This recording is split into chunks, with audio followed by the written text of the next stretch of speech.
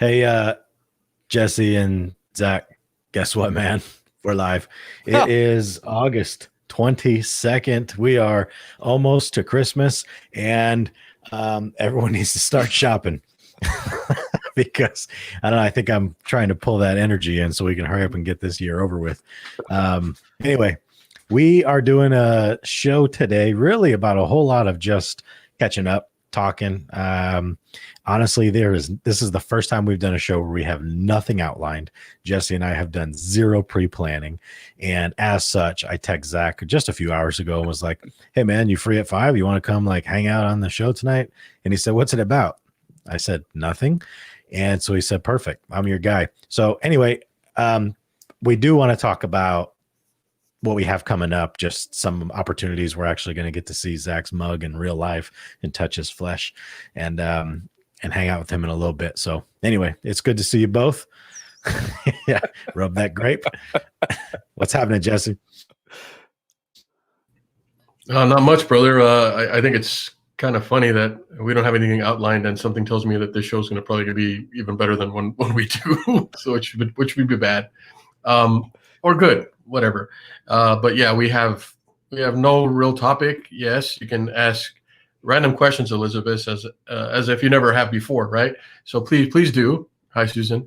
But we're really going to talk about stuff we have lined up because, believe it or not, we're going to be able to work again, and it's like piling up. So the all of a sudden we went from having absolutely nothing and being doom and gloom and COVID cut us off at the knees and blah blah blah, trying to pivot, and then all of a sudden agencies are hiring us again. So we'll get into a little bit of that, and specifically we're going to be going to see Zach. So we're going to talk about that, and I think we'll talk about how whenever we do these, it's never without hiccups.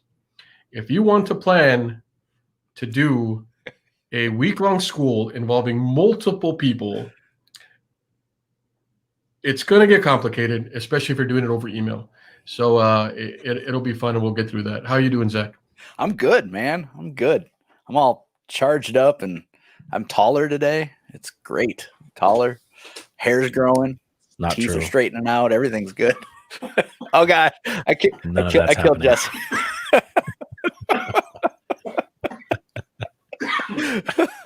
None of that is happening.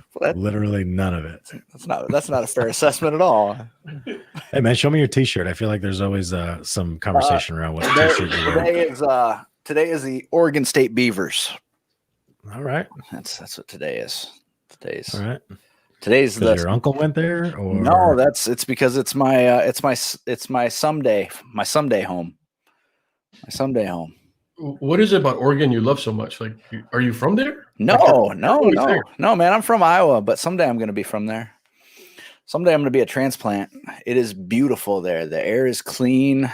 Talking about Portland? Oh no, not Portland. No. Let's be perfectly clear. I'm sure that the people in Portland are very nice, but what happens when I land in Portland is that I get to the rental car and I get the beep out of Portland as fast as possible. I do not enjoy Portland, and that has nothing to do with the current events in the city because I didn't experience any of that. But Portland itself is kind of a dirty town. Like there's a lot of homeless problem, and there's not a lot of cleaning up after the issue. And I know they have a lot of services for them, but man, it is. I don't like Portland. That's a whole topic in of itself. Yeah, right, Joe? Yeah. So what's our first, Joe? We got a job coming up really quick, Joe. Where are we going to be in a little over a week from now? Yeah, so actually a week from tomorrow we leave. We're loading up in a rental car to be determined, and we're driving to Louisiana, specifically to Shreveport, Bossier City area. So we're super excited. Pastor Justin Hagler from the Simple Church actually is the catalyst behind this. So he found us and reached out to me, and we've been in conversation. He actually raised the money to bring us out there. And so we're going to be providing training for Shreveport Police Department specifically. a couple of the firefighters in that area, and then one of the state troopers I hear is going to be there as well, sampling the product, if you will, to see if it's something that they want to bring back. So, but no, talking about like, there is a little bit of like, oh, I'm scared, but I have to rely on the fact of we've done this before. It's not any different just because we don't know anyone locally there. I've never been there. I don't know the climate, not temperature wise, but like the climate of stakeholders, collaboration, everything else. So there's a lot of pre-work. And I remember telling Jesse a few nights ago, and I was telling Jessica, like, God, this is why like the fees need to be charged the way they are, and because the consulting side is so much of it is I've probably already put in over 30 hours just in the last week on just preparing for this school and coordinating and scheduling and talking to people. And so it's a lot of work that goes into these, which is good because we provide something of value, in my opinion. Yeah, a lot of people don't know this, right? So I'll break it down. We could very easily go in somewhere and Joe and I could teach the entire week ourselves. So that's, the 40-hour model we could go in and do because we've seen and heard of the classes, we've written them, we've built them ourselves. But one, I would require a lot of water and probably Red Bulls to pull that off. But moreover, no one wants to hear like the same people speak the entire time. Or maybe they do if it's Joe, right? Joe's always, welcome. But we really don't want that. Look, like, see the gleam? Bing. But in all honesty, what's more valuable for us is we show up, and because we know who needs to be at the table, we bring people together. A lot of times we go to places and these officers have no idea what's in their backyard. They have no idea where resources exist. They don't know any of these places are there. Or if they do, they have very negative opinions of them. Officers are really good about spreading rumors and having negative opinions. We're really good at that. So we kind of try to mend that and give them the true aspect. And then these places also get to hear officers' gripes or complaints, or maybe they get to realize, hey, we've been doing things wrong, or we can help officers in this way. And they get to know their community really well. And then you're hearing from experts from their community. So that's why the 40-hour is kind of a complex for us, because we still want to implement the community model, but we're running the whole thing. And the core classes are given by us. So that's where the challenge lies. Now, I want you to think about this. If you're trying to find guest speakers to a place you've never been before, right? You don't know the audience that you're going to have. I mean, you know what agency they're from, but you don't know if they're being told to be there, if they're being voluntold, or if they're volunteering because they want to be there. Then we look for role players. We want people to come in that we have to work with and say, hey, when we do the role play training, these are what you do, this is what you don't do, this is what it should look like. And sometimes you have people that are more focused on acting than they are about people learning. There's a lot of things to consider. So yeah, it is a lot of work. Joe's right. And I think you've seen it too, Zach. I'm seeing it right now, brother. we're getting set up for you guys to come back here. And now I'm not subscribing to Joe's model because I like to plan ahead and wait until the last minute. It scares me. Like, I'm pants sweating scared if I'm waiting until the last week.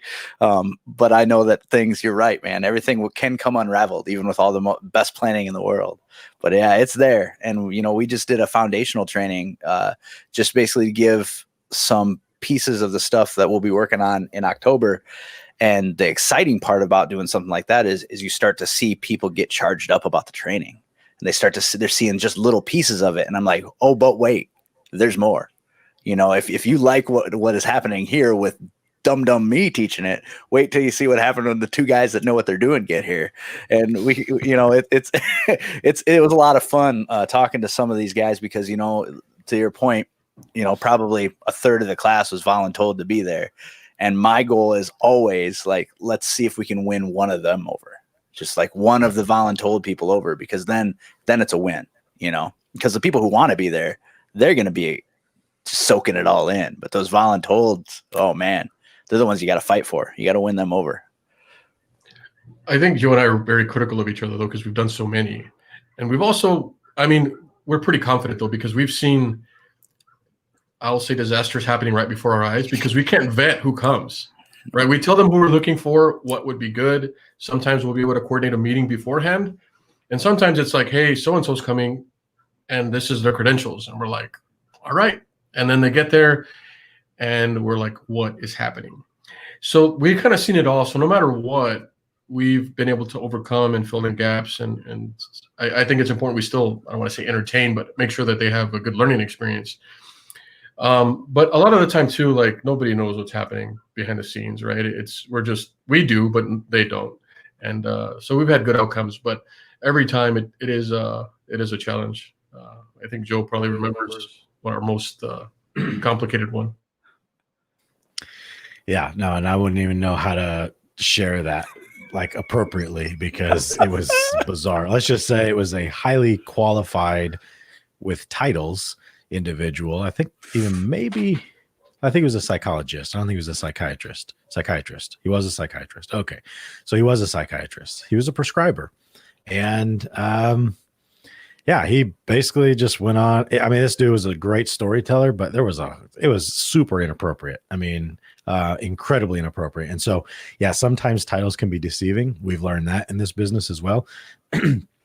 But, that's why one of those things too, where I'm like eagerly excited and nervous for next week is because I think we have like 4 MDs on the slate to come and teach and some psychiatrists and PhDs. And so, yeah, it's just, I'm like, okay, let's see what happens. The good news is, again, because we've been doing this for so long and we sat through it so many times, we really can just let them teach the material as they teach it.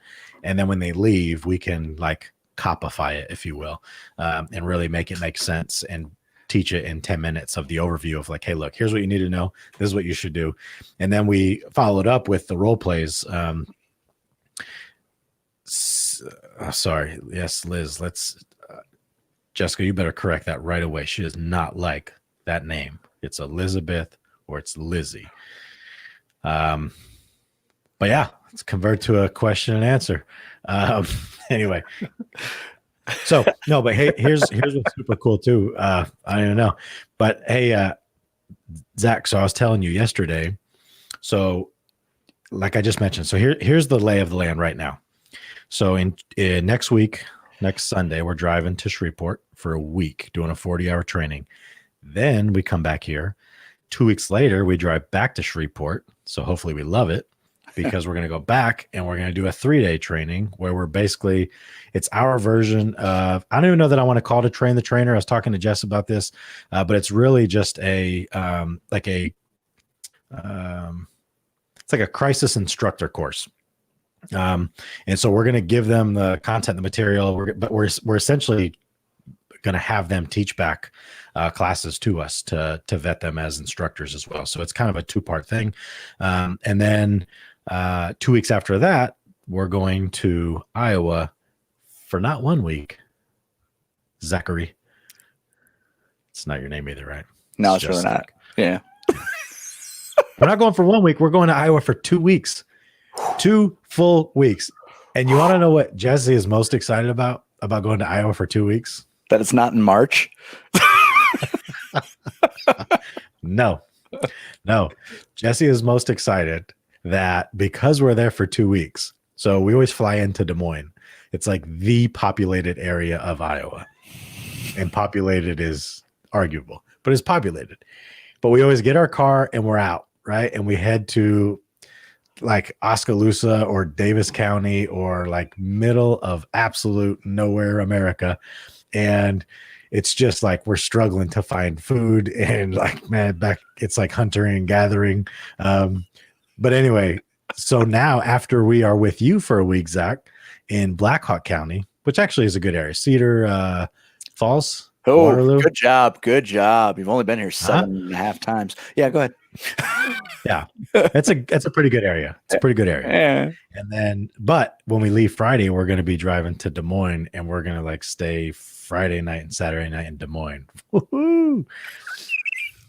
Bring your dancing shoes. Dude, I'm so excited about this. I am. You're gonna be so disappointed.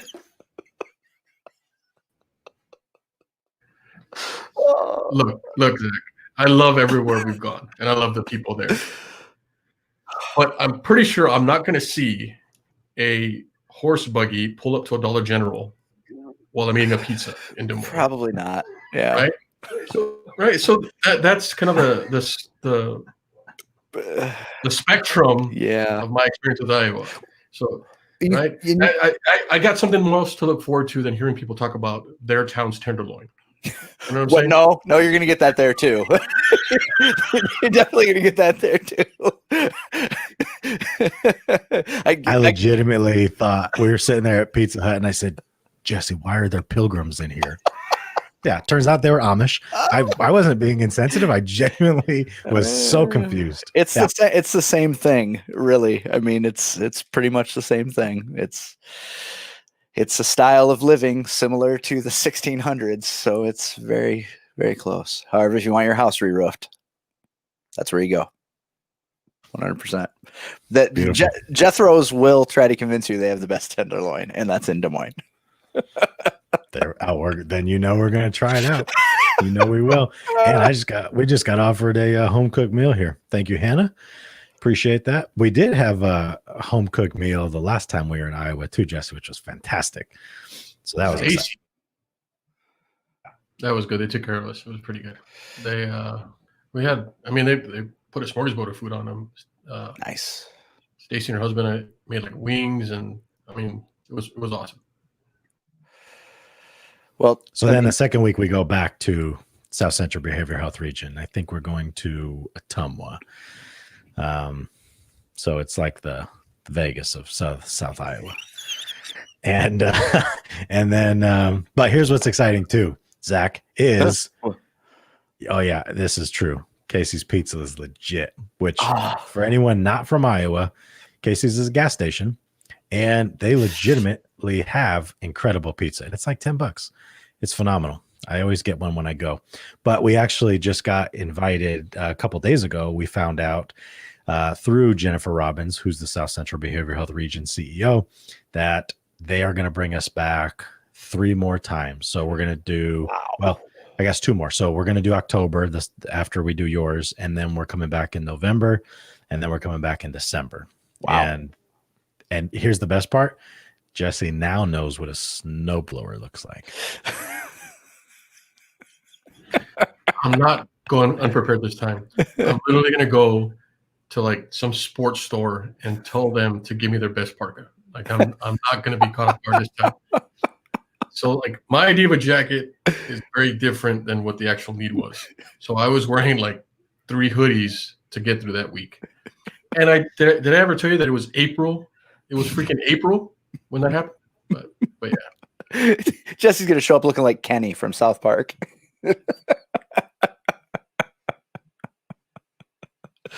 Oh, I can't wait. I can't wait to see all the pictures of you in snow. Doing the angels. Doing the angels. Hey, Zach, Elizabeth says Des Moines a mere few hours from Minnesota. About 3.5. Can get me out of lead foot trouble, maybe I'll take an Iowa vacay. Bad news is if you see me, Elizabeth, it's already too late because I currently work in the jail. So if we're already having a face-to-face, it's too late for me to help you. I'm sorry. Elizabeth, if we can't be helped, no one can be helped. So Joe has a lead foot story in Iowa as well that maybe one day we'll tell you about, but no one is safe in Iowa. And I tell you what, they take their speed limit serious. Do not let the open road and cornfields fool you. Law enforcement there is not joking around when they talk about highway safety. That's all I'll say. It is a straight shot on 35, though. I mean, you can haul pretty good on 35. You're talking easily 75. You get away with 75 going down 85, going down 35, I think. Well, yes. Why you do this to me, Elizabeth? Tell me more, Zach. I I mean, because per fire code, yes. There you go, man. You gotta stay in compliance. Yeah, compliance. Way to go. Way to go, man. That's beautiful. Safety I first. want to man. tour your jail. I think we did actually when I was there. Yeah. We did. We did tour the jail. And the training, what's super unique about Zach's area when we do the training is where we do the training. Yeah, that's exactly what I was going to say. It came to me like you guys have probably, I've been to a lot of training facilities, and you guys have the nicest training spot. Like you guys have like a really cool newly built, well, at the time it was newly built. I'm sure it still looks really new. Like facility, its own area, like its own ranch. Excuse me. And you guys have like this beautiful lake. Yeah. Like Yeah. It's gorgeous. Yeah, you guys want to go fishing at lunch? We can go fishing at lunch. I'll take you fishing Yes. at lunch. Yes. I'll take you fishing at Hey, lunch. man, I saw your recent Facebook post. Is that where those were? Yeah. And those are little ones. I mean, those are just little guys. Those are just little Whatever. squeakers. Yeah. Whatever, man. Let's do it. Yeah, I'll take you. I'll take you. Just right up the road. Like for our department, we have our own private park at a lake. We don't have our private lake. So I think that's pretty cool. Like you guys have your own lake only for you guys. It's pretty all right. I won't lie. I mean, there are certain things that are pretty all right about the job, and that is one of my favorite things about the job. If I'm having a bad day, a really, really bad day, I'll just go cruise out there, unlock the gate, and get to drown a couple worms and get some line wet. And even if I don't catch anything, I come home way more chill than I went out there. And I mean, it's beautiful. We couldn't be any luckier than having that place for sure. I just want to say that I'm lucky to have you, Zach. Oh, is that where we're at now? We're at there.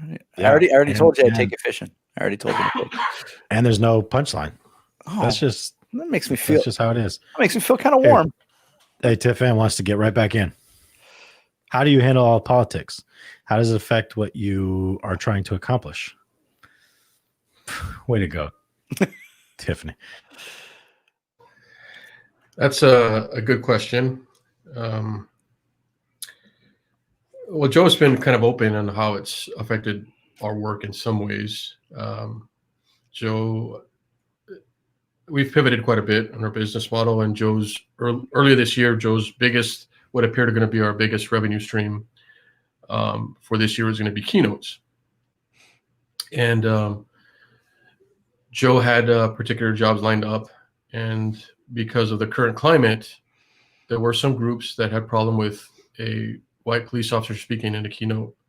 So he lost that job. And there's also been some contracts where people will show interest and then they kind of balk. So that's one thing. But I will say that I don't know how specifically, because Iowa was different in the sense that they have a lot of challenges, but they have a lot of people trying their best to do things. And if we went directly to a law enforcement agent and said, hey, we can do this for you, it's going to cost this much, we usually get laughed out. One, because budgets have already been constrained, but traditionally police agencies like to spend money on things that are tangible, like a SWAT vehicle or a bear, or like, new uniforms or vehicles or something, updated training facility, you name it, right? Our training is probably on par with schools as long as ours across America, but it isn't, let's say, the sexiest training out there. So we usually get told we can't afford you. So what we did is we kind of used that and went directly to the local mental health authorities for these different areas. So they're the customer. So the local mental health authorities are the customer. They're the ones hiring us to give the training to law enforcement, who's the end user. So we've been kind of able to kind of navigate through that unscathed. And then on the opposite end of that, in Louisiana, because of politics, I think we were hired. So Joe was reached out by a pastor who wanted to do something good in his community, and he was watching what was happening. He saw the film, and he's like, how much is it going to take to get you guys here? We told him, he's like, let me go see. And everyone's like, well, I don't know if we can do that. He's like, you know what? I'm tired of waiting for you guys because all local governments have bureaucracy, right? There's bureaucratic process. He said, you know what? I'm going to raise the money for you. So he raised the money to buy for it. So politics have been kind of an ebb and flow for us. Some people get that we are cops, but we're trying to do good things. Some people don't. So I think Louisiana this job was a kind of a product of that. And it also is a product of us trying to adapt to what the client needs. We're not big fans of the train the trainer model. So that's why Joe is calling this more like a crisis instructor certification through SolutionPoint Plus's model. So it's a little bit better because it's very easy to say, give somebody here, go teach this. And that's traditionally the way law enforcement does all their training. And I argue that there has to be some value attached to this course. So we've seen it all with politics, TIF, and that's kind of how we've been trying to get through it. Really good question. I'm sure you guys have some different perspectives on that too. Well, politics, they're awesome. For us, it honestly has been the biggest hurdle, because when you're going other places to get the money, and personnel changes and all those things, you get a lot of support. And then if personnel leaves, the support might go away. We've been really lucky in that we recently had some personnel changes in the mental health sector in our area, and the support stayed. And I think that a lot of that is due to relationship building. Like, you have to go out there and quote unquote cross party lines. You have to take law enforcement to the mental health community. You have to take the mental health community to the hospitals and law enforcement, and get everybody on board. And when you do that, it really makes bridging that gap so much easier. And you've built those relationships, and they're already there, and you've established the value. So by establishing the value, it makes it a lot easier when you're talking to people who might have a different goal or thought process, that they're more likely to support you in what you're doing, because that is how it works. Like, we're not putting a dime into our crisis intervention trainings. Like, that's paid for by our county social services region. So everybody from our 19 county region is able to get on the board and say, hey, I want to send a person, I want to send 10 people, I want to send whatever. And that is all the agencies have to pay for, is their man hours to go, their wages. And if they're far enough away, maybe a hotel. But I mean, that's huge, because so many of these smaller agencies are tiny, and they might have 8 deputies or 4 officers, and they can't afford to drop, I'm just going to make up a number, but like $500 or whatever to send an officer to a training that isn't patrol officer functions, isn't defensive tactics, isn't all the quote unquote sexy stuff, especially when they're in a smaller area and they don't think about crisis intervention being something that they do, which I've preached to our agency. We do it every day. But if it's free and you put free on it, if you build it, they will come. Maybe if it's free, they will come. So while it's not actually free, if it looks free, that helps a lot too. I just talked a lot. No, it's good though. And I think, there's a lot of points made, and Tiff, thanks for that question, and shout out to our sponsor you see here, Milo Range, but they just wrote a blog talking about the imbalance in training within law enforcement. And so I would encourage everyone to read that. I posted it. Jesse posted it through our channels as well. But, I think it's one of those things where as a business owner, we have to not get sucked into the politics. I mean, being aware of them is super important, but getting frustrated or getting too high or too low based on what's happening around you is never a good idea, I don't think, because again, then you become too wishy-washy. And I think the mission starts to change when you start playing to a side. So for us, it really is just about like, okay, if something happens, good. If something doesn't happen, good. And it's about maintaining that growth mindset of there's no failure. I mean, in business, you fail forward. In business, you either win business or you learn business. And so, a lot of the work we've been doing, and some of the lessons I've been listening to with my wife, who's doing some life coaching certification, is talking about like 50% of businesses failing. If you're not spending 50% of your time failing, you're probably not doing enough. And so it really kind of like reassured me of like, oh yeah, it is actually good to be told no and then learn from those things.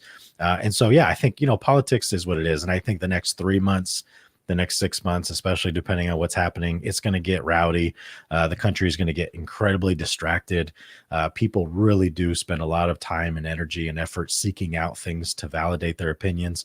And so again, I'm not going to spend my energy or my effort as a business owner worrying about what's happening on those levels, I'm just going to say, okay, what's next in the pipe? What are we going to do? Who's our next, like, ideal customer? And let's go after them and see if we can land some business. And if we do, great. If we don't, okay.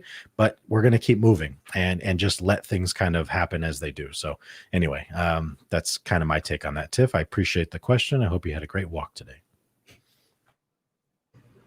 And I guess the coolest thing too is we've been spoiled because Joe and I haven't really been chasing anything yet. And well, now we are. And now that's like the new focus is since we started this, I guess our third year, everyone's like, so you guys people just come to you and give you business? And I'm like, yeah, we have day jobs, we have careers. This has been a side gig for us.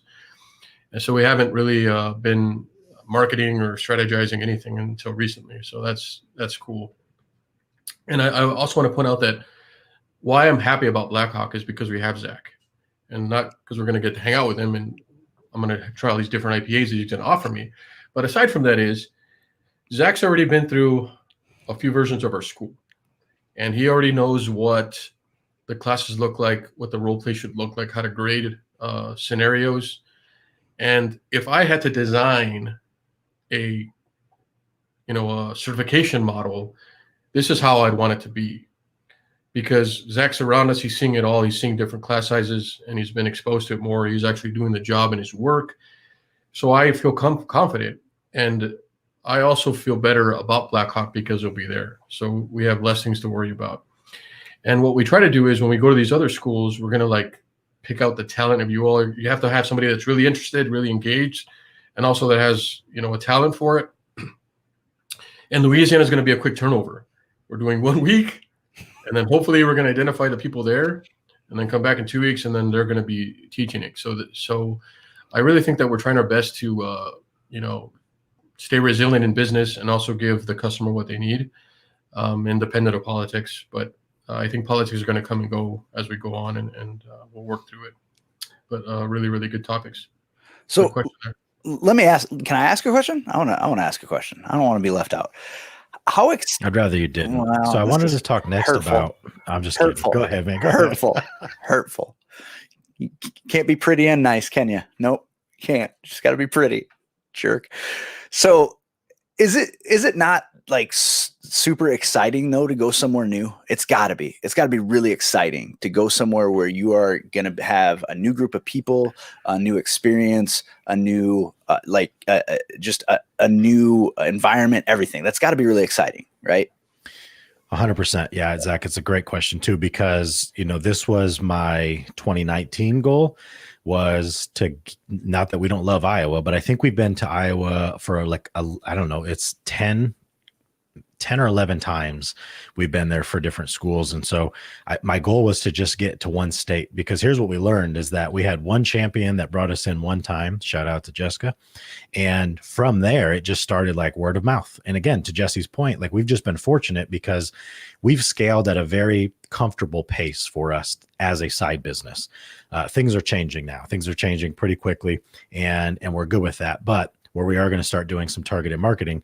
But I knew, or at least I believed, that if we got into one other state or two other states or whatever, but just one, then we would have the same effect. Well, this is the opportunity now to see if that's true or not, because I think we're going to learn a lot in Louisiana. So yes, I'm very excited to go to a new area, to go to a new city, to meet new people. I'm also excited to work with a brand new set of officers that are in a very different, Shreveport, Louisiana is very different than Iowa. Demographics are very different. In fact, their crime rate is so high. I saw a report just last week that was like, 143% higher than the national average. So I can already have assumptions about what their law enforcement mentality is. And so how do we work with that? And so take all that into consideration. But my hope is that we do such a good job that then people start talking, there's some chatter, and it's like, whoa, we need that. And then we get to go back to Louisiana and do a couple more schools there. If not, then we'll have to figure out what did we do wrong or not good enough to where we didn't land returning business. So yeah, no, I'm hyped up, man. Good. Yeah. And that would be the most exciting thing to me. I mean, besides like winning hearts and minds, but like going to a new place and going, look, we haven't touched this yet. And it's going to be so exciting to send the message here where it hasn't been seen. Like I envy you guys. So I would that would be like my dream excitement, which I'm a nerd, so that's why. But we're hoping it's coming, buddy. We're hoping it's coming. We got things in the pipe, and we're looking at things, and we can't be everywhere at once. But Humboldt County in California would be great. We need advocates here to kind of bring us in, so that'd be awesome. I believe that's redwood country, isn't it? I believe it is. Laura, look, I'm pretty sure it is. It's beautiful there. Absolutely beautiful there. I will say that I get nervous on Monday, not because I'm nervous about speaking in front of people or like what's going to happen. I get nervous when Joe talks first.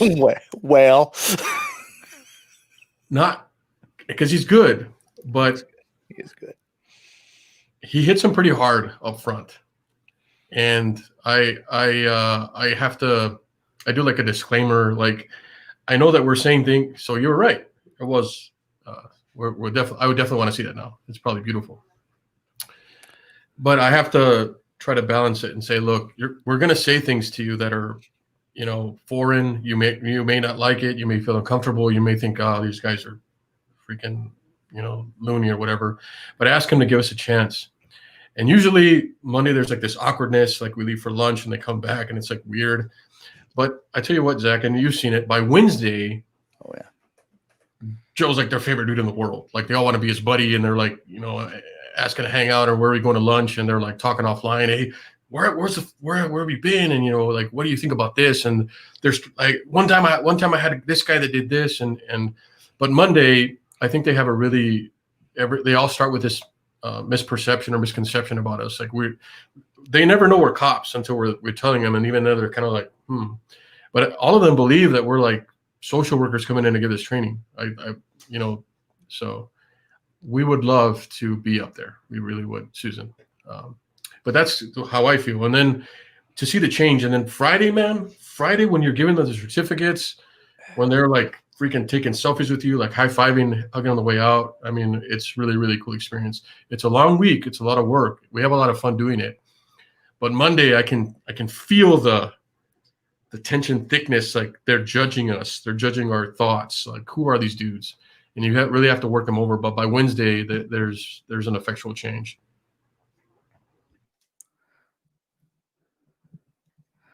Those redwoods aren't going anywhere.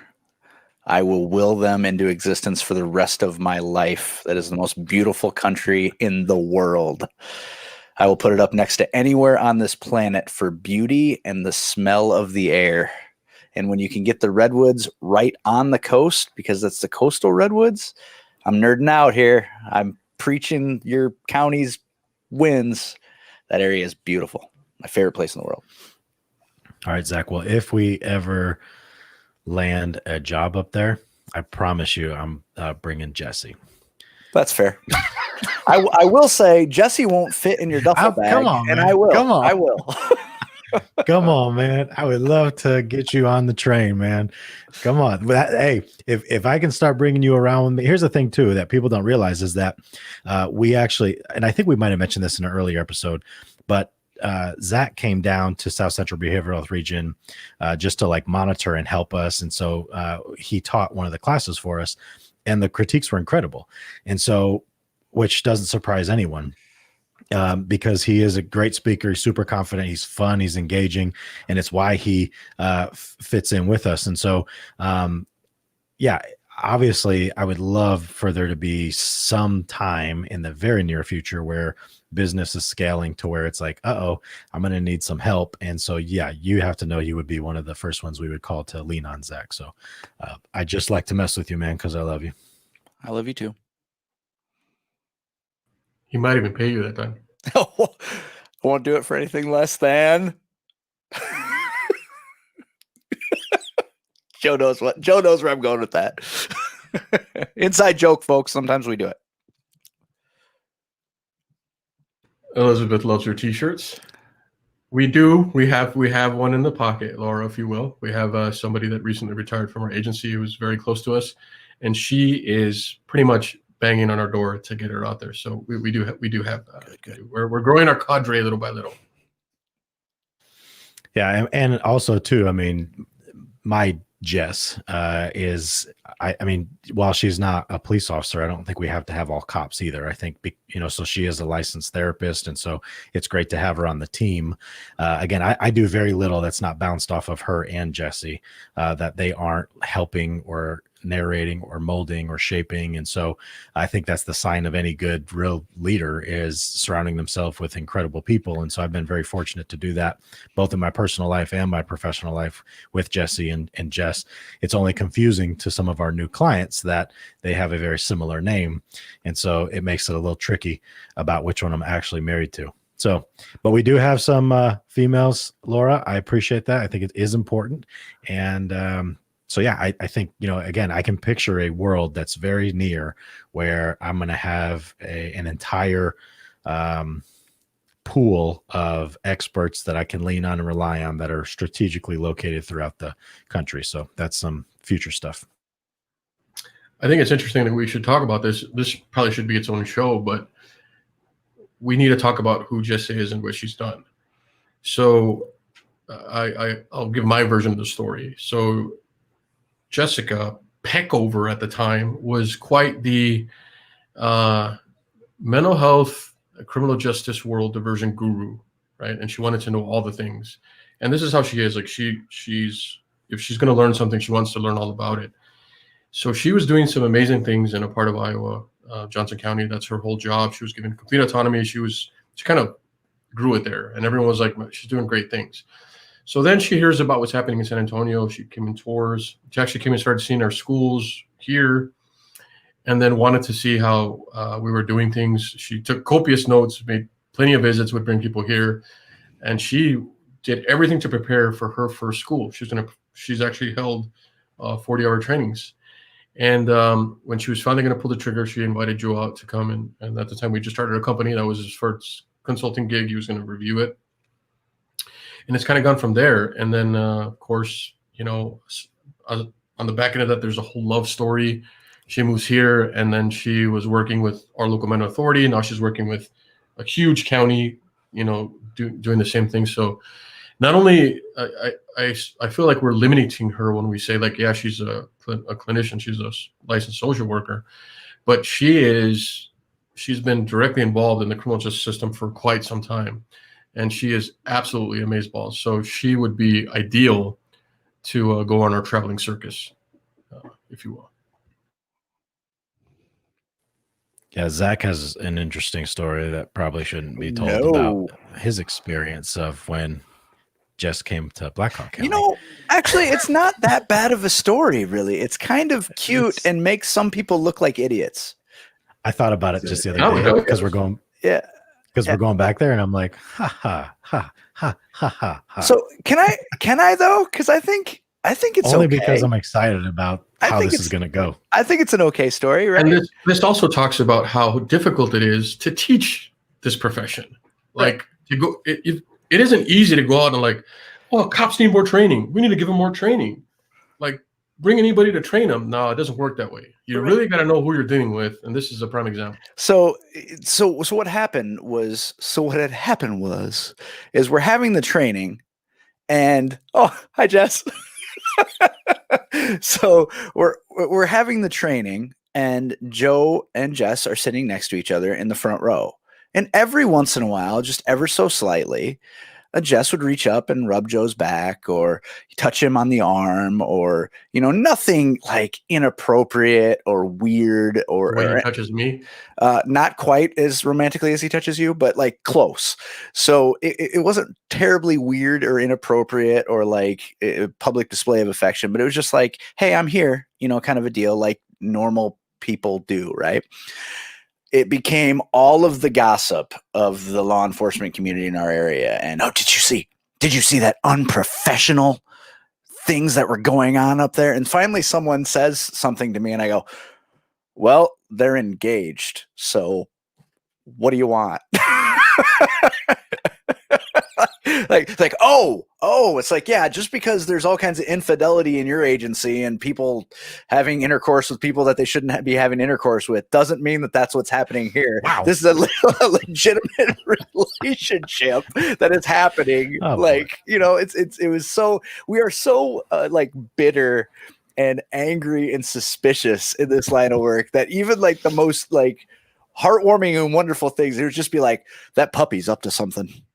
That puppy's, that's clearly a Nazi puppy. Why are they happy? Yeah, it's so weird. Yeah, why are they happy? How dare they be happy in front of us? They must be. There's clearly nefarious purposes here. So poor Jess, right? She's still involved at the time in a public administration in the near area, and cops gossip, and it comes back, and it became like an issue that even I think her boss at the time mentioned. It was quite embarrassing for her. So silly. And I found it. I wanted to address it head on quickly, but we were told not to. And then, you know, they're married and everything, and everyone's like, it makes sense. Yeah.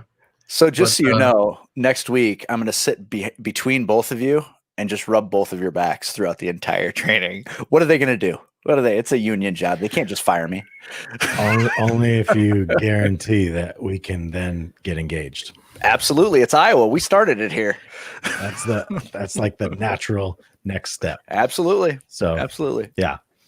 No, it was an interesting thing that caused a lot of stress in the beginning of our relationship for sure. Just because it was like, because again, anyone that knows Jess knows that she is like the consummate professional. And so, yeah, I don't know. It was just it was unfortunate, but it is what it is. I don't even know why all that came up. Do we remember? Where did all that come from? I was just really looking forward to telling the story, so I tricked you into it. And because we're going back, yeah. I think the point was, it isn't easy putting these schools on. No. If you think it is, it's not. And we charge people to go this place to do these things, and people sometimes think, wow, that's a lot, but it's for a reason. I know where it was. It was because we were talking about Jess and saying that she's more than just the I feel like I need to come defend my honor. Oh, here she is. I did a lot of defending of your honor. I did not consent to this. How did you rapidly get to my studio so quick? That was a fast drive. I work off site. You guys are making me sweat my armpits. She's very somatic right now. She's having a visceral reaction. Anyway, so that was our first cameo. Look at that. Man, she made it here quick. Anyway, no, we were giving her credit. Security's not doing its job. Yeah, I got to change her cat card, get the access. Anyway, yeah, she is an incredible asset to the company and just brilliant. And so, yeah, everything that we do, well, most everything is vetted through her. So anyway, what is happening here? Jesse, is your wife at my house, Jesse? What is going on? Oh God, the curtain. The show has been hijacked. What I was trying to talk about is Jess and why she has her expertise in this field and why it'd be great to put a school on. But what it did is remind us that there was an issue with the first time she came and was with us, because she really did come to kind of help out. And she's really good to have there if you're in a new place and you really don't know if all the speakers are going to show up. So it'd be really cool to have like a professional there to kind of just fill in and jump in. And also at the time, and probably still, right, her county was the model. So your deputies and officers and everybody could kind of see. But obviously, just like that topic got hijacked, it got hijacked here again. How big is our Louisiana class? Very good question, Elizabeth. Joe is hashing that out as we speak, I believe. No, it's locked in now. So we are settled at 23. I mean, it might go plus or minus 2, but again, because it's a new client and because it's just me and Jesse, we try and keep it relatively small so that we can manage it better. We can manage if there's any fallout. But truly, I think it's a better learning environment as well when you have 2 instructors to that number. because the question was asked, and even with Iowa going back, they want to do 40 in South Central, Zach. You know, they were talking about doing classes of 40, of which I said, Wow. look, teaching it, we can teach 300. Yeah. But it's when the didactic portion is easy to do with mass numbers. But when you start doing the role plays, and that's what I said, hey, we can do 40, but we're going to need a third instructor, or at least someone to volunteer at the end of the day for the role play portion that's been through the training. So anyway, I think, 22 to 23 is a good number because Jesse and I can manage that. So thank you, Elizabeth. That's usually our first. Most Iowa classes have always been right around 20. Whenever we don't have to worry about the logistics of role players or role play scenarios, we can give a huge class if it's just lecture based. But this type of training, where the money is at, is in the role plays. So that's where we have to kind of adjust the size of the course, and it's a lot to manage. Now, granted, if we had an entire cadre of instructors like we have in our own agency when we're doing it, we can have huge schools, and we split up the work amongst everybody. We have different rooms. So you also have to have a good venue. Does that venue have all the rooms necessary to do this? So there's a lot of things that come into play. So that's why it may not seem like a lot. And you also have to consider some agencies, the average agency size in America for a law enforcement agency is about 10.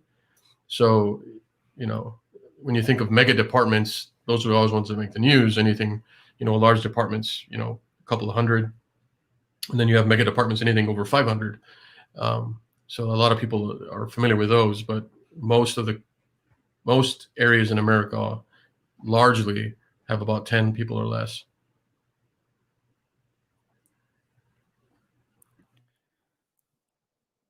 Well, the nice thing about our area is because it's multiple agencies, like it provides a networking opportunity too. It's and a shared interest. So then people, kind of get to know each other and become Facebook friends and all that stuff too. So that's nice, even with the smaller classes. Yeah.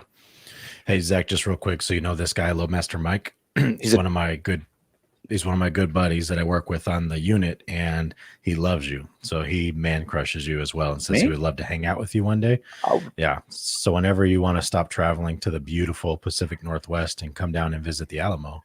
Well, I might now. Shoot. You could hang out with, because me and Jesse aren't enough. Good God. He is a beautiful man, though. I'm gonna be honest. Way better in person. He looks like an attractive great hair. He has such great hair. What hair's not that important, Jesse. It's not that important.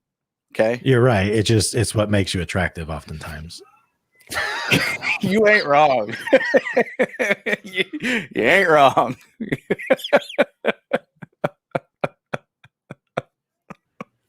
Bye, Tiff. Bye, Andres. You guys are awesome. Tiff's always helping us out. She's probably going to be on pretty soon. I have a good feeling she'll be on. Get more chicken. Yeah, don't you worry, Lizzie. I got enough chicken. I think we have like 50 pieces. We are covered. Trust me. If we run out of chicken, there's a serious problem. She heard the story too. People are watching that morning show. Yeah, that daily gig. Yeah. We cross promote here. Yeah, if you watch this and you aren't familiar with the daily gig, you've got to get into it. So Jessica and I, my wife, we do this show every morning, Monday through Thursday, Friday. It's usually 6 a.m. Saturday, Sunday, it's about 8. But it's the daily gig is your gratitude, your inspiration, and your goal for the day. And so find her, Jessica Smarro, on Facebook, follow her, and then be a part of that morning show. Come live with us, check in. It's been a great thing. We built a little community doing that, so I'm excited. If you want to see adorable, that's adorable. You guys are adorable. Man. Especially when our dog shows up. Man, PJ makes an appearance. It's all good, man. It's a good way to start the day. It makes me get out of bed early. I actually have something to look forward to. And then, yeah, we just have that like connection time, and I never know what she's going to say. She doesn't know what I'm going to say. And so sometimes it gets a little wild, but it's been fun. It's been fun. Well, thanks. Susan says you have a great show. Elizabeth's gig daily, SP Plus weekly. I like it. Susan's also a big support of us. I like everyone. Of course, look at Loadmaster Mike. He loves you. He loves you, Zach. It's all about you. We really wanted to talk about, what we're doing. Good things are still coming. These are just the things that are involving law enforcement that are tangible contracts we've closed on. We're not even talking about anything that's, fingers crossed or floating in the air in the universe, pending paperwork that's been submitted, signed, and we're hoping that a check would be cashed for. Lots of things are going on. New things, technology-based things people are calling Joe about.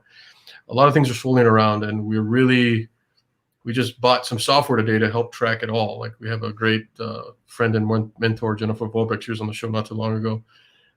She recommended this software. We're trying to be more focused and professional. I know that's hard to believe, but as always, we thank you for watching. And this time I'd like to put Zach on the spot and want him to share whatever is on his mind and leave the audience with something good. So it's a really weird time, and I know everybody talks about how weird it is lately, but the one thing that I've been trying to do, and I hope everyone else can do, is find that little nugget of positivity in your day and just hold on to that thing and get stupid about it. Right. So I'll find one good thing that happens in my day. And if it makes me laugh, I will keep laughing about that thing all day long, because I get down super duper easy. Like, I know I goof around and stuff when I come on here, and it's just because I need to keep these two clowns going. But like, sometimes you get down in the dumps, and with everything that's going on, find that one positive thing in the day that makes you laugh or makes you smile, and use that as like a little battery, right? A little battery to just chug you along through all the other junk and garbage you have the rest of the day. I know it's easier said than done, but if a miserable sack like me that gets negative about 50% of his day can use it to be positive. So today, my battery for today was coming on the show, because I love doing this. It's so much fun. I get to see two of my really good friends. I get to interact with people from all across the country. And all day long, I was thinking about that. I was like, oh, this Saturday show's coming up. I hope they don't have a topic and that they need me to come on. I love desperation because I can feed off of it. And like, I just held on to that battery all day. And now, man, like, I haven't stopped smiling since we've been on this show. So find that thing in your life that gives you that battery charge, grab onto it and don't let go. That was pretty freaking awesome. I feel good about it. That's awesome. So now I'm going to be hopeful that we don't ever know what we're talking about. Me too. No, but actually we do have I think have something good lined up for next week. If Joe's done the work on it, I believe so. Isn't it, Michelle? He's a gorgeous man, and he takes care of me whenever I'm out there. I have been quite overwhelmed lately. I'll be honest, with a lot of things going on, both personal and professional. And it's moments like this that I get to think that I'm pretty fortunate. I'm pretty lucky, because Joe and I remember a few years ago, we wanted to be in this position. We wanted this to have these issues, these problems that we're looking at. We wanted to be overwhelmed. And every mentor we've had told us that it would come. And you have to be grateful for these moments. And it also gives me a little hope for the future about what's coming. I don't know what it is. I don't know if 1% of the things that we're working on are going to come through, or half of them, or all of them, or none of them. But I'm enjoying this journey. I have a great organization. I work with my best friend. Our families are aligned. Our goals are aligned. We have a lot of people supporting us. We have very, very influential, successful people that believe in us wholeheartedly, and they just want us to do good, and they just are so giving of their time. And I know that has to mean something. And I just want to say thank you to all you guys. Your likes, your subscriptions, your shares, your comments, just watching, your views. It's awesome. And I hope you get to grow with us. You get to see, because from December of 2016 to where we are today, a lot has happened. I'm just talking about making money, because that's great. But I really feel like we're doing good things, and you guys are coming along for the journey, and a lot of you guys are helping us with the journey. So I just wanted to take this moment, place of gratitude, and say thanks. We hope you stick around and keep evolving with us. Right, Joe? That's right. No, it's beautiful, Jesse and Zach. I appreciate you having me cracking up, man, because it's like, everyone gives me crap for being a procrastinator and not always being fully prepared. But it's like, it's people like Zach that make me stay this way because they just come through and just show up when I need them. And so I'm very grateful for my life and the position I'm in right now. But because I'm a man of quotes and they mean something to me, I picked this not knowing what Zach was going to say, not knowing what Jesse was going to say, and it just works. It's beautiful when things like just are serendipitous like that. So anyway, my quote is never regret a day in your life. Good days give happiness. Bad days give experience. Worst days give lessons. And best days give memories. Don't look back and regret any of your time because it happened how it happened because it was supposed to happen. It's what do you learn from it? What do you take from it? All right. So just remember, good days give happiness, bad days give experience, worst days give lessons, and the best days give memories. That is all we got. I appreciate everyone hanging around for this hour. Again, I know I'm terrible at this, but I told everyone, I was like, yeah, we'll just do like a 30-minute show, just do it quick. But man, I get so excited just to talk to Zach and see Jesse and talk and it's just fun. It's just fun doing the show. We don't always have to have something serious. And, I think it's good for us too, to have moments like this where we can kind of just connect and laugh and share that with people, because I think people need to see that as well. So anyway, I'm grateful for you, Zach. I'm grateful for you guys. Thank you so much for including me. I appreciate you. Yeah, man, I actually believe you too. So that actually goes a lot further. All right. That's it for us. I appreciate y'all. I'm going to do a quick little outro and we will see you next week. I am excited about the show we have next week, but I'm not going to tell you until probably Tuesday when it's locked in. We'll build that one out early because I want to promote it. I'm excited about it, but we will announce it on Tuesday, Wednesday at the latest. All right, guys, have a great weekend. Enjoy your week.